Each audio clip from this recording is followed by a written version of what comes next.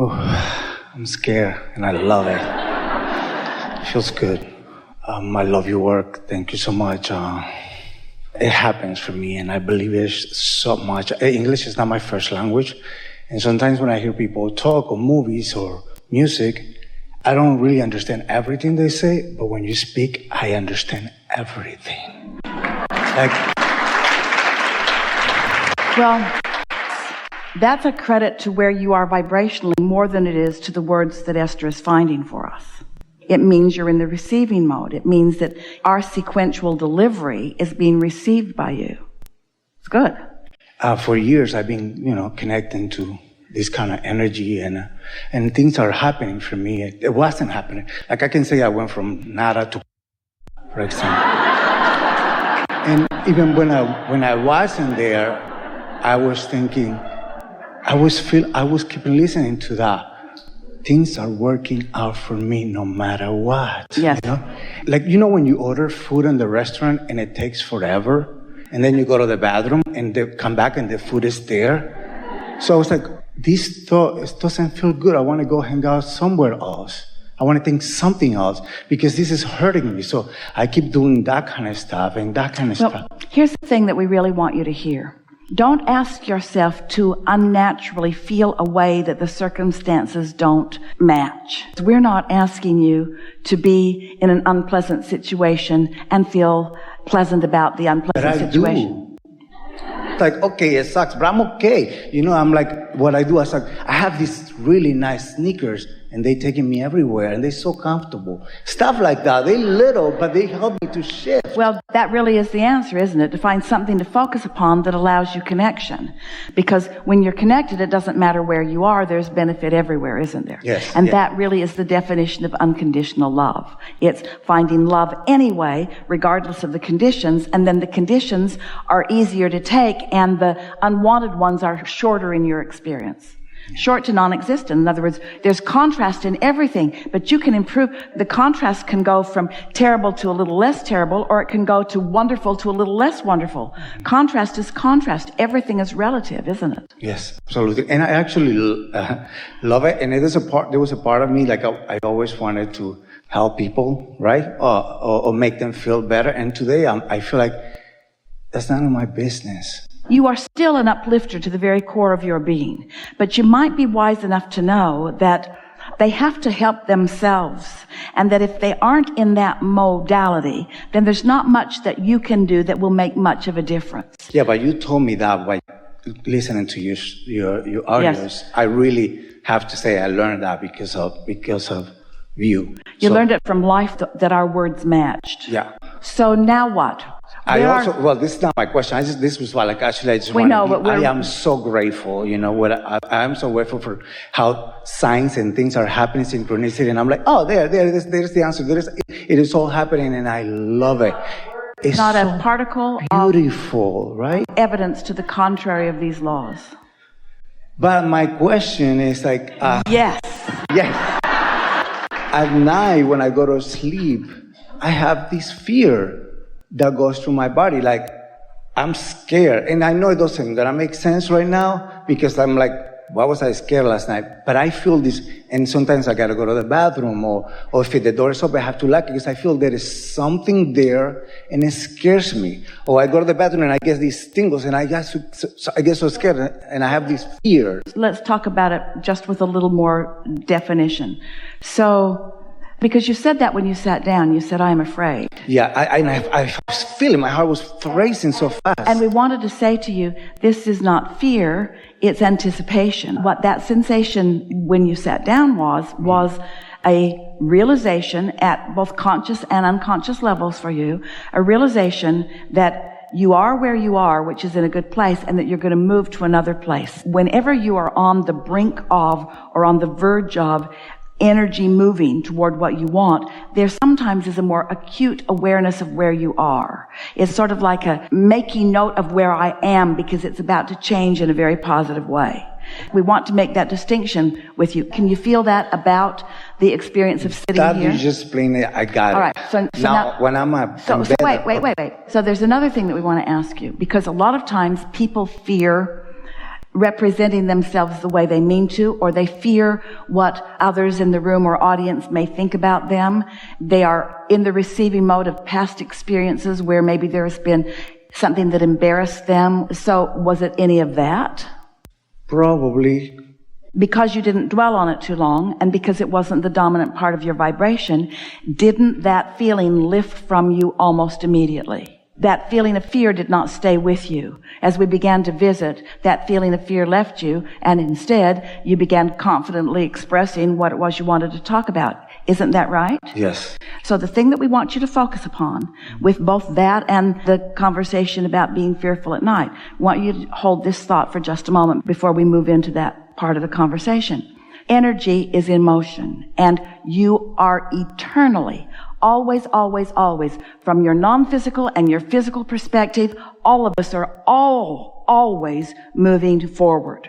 So there is always this relationship between where we are and where we're going. The way you feel is singularly only. We're trying to make it harder for you to understand us because we're making up words. It's only about whether you're looking toward where you're going or whether you're looking at where you're moving from. That's what those emotions are mostly about. If you are looking forward where your inner being is, where all of that confidence and knowledge and intelligence and certainty and power and balance and energy that creates worlds is, when you are gazing in that direction, then that's the way you feel. And it translates emotionally into enthusiasm and passion and eagerness. But if you are oriented more toward, I'm moving forward from this, and this is what's dominant in your vibration, then there's that extra strong pulling that you're pulling against that translates into discomfort to some degree or another. So now think about it. Think about how these two subjects are very much the same.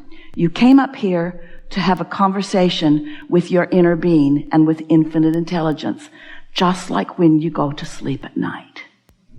Because when you go to sleep at night, that's exactly what happens. You release your consciousness of anything that might be bothering you, and you move into the energy of who you really are. Now, whether you remember it when you wake in the morning, that's a whole other conversation for a whole other day and a whole other book. But can you feel that when you slumber, you really release resistance?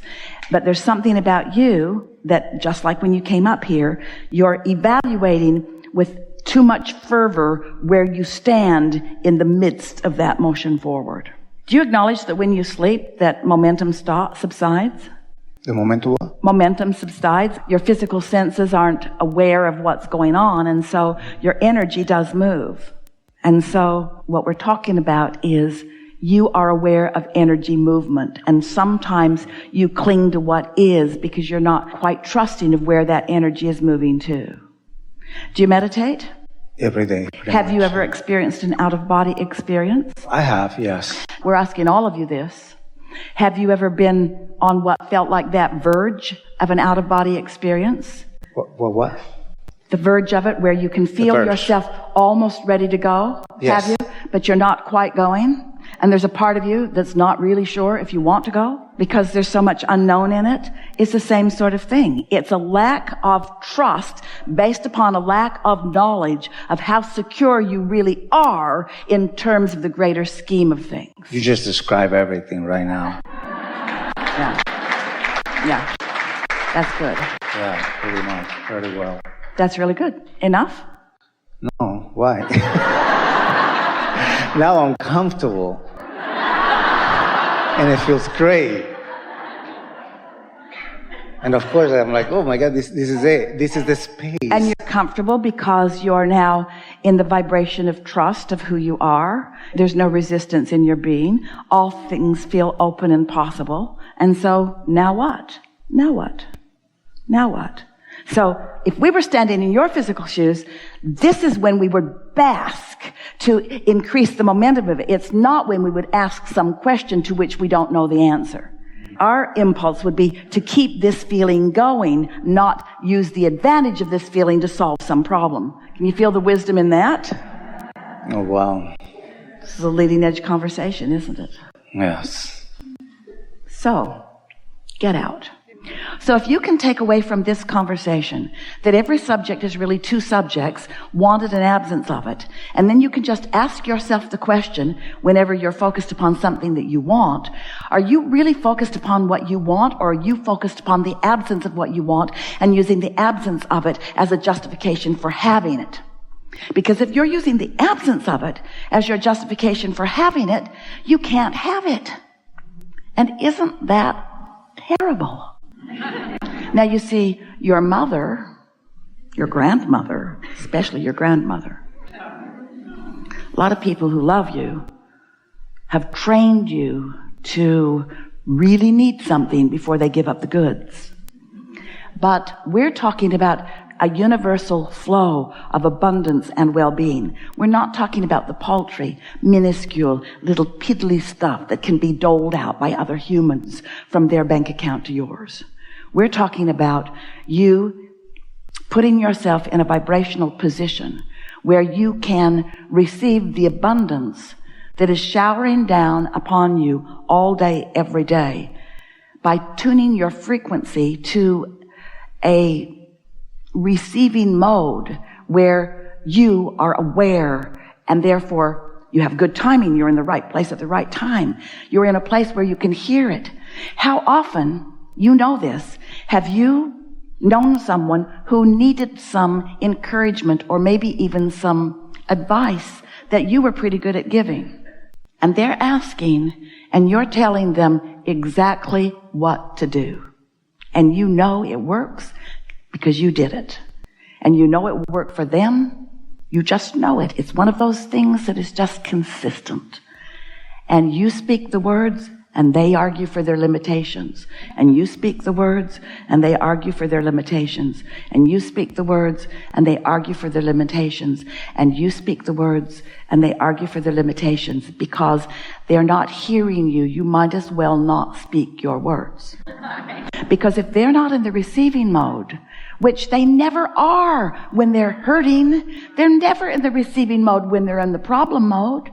So here are some words that you could give to anyone who's in that problem mode. And it doesn't matter what their problem is. I love you so much, but there's no help for you.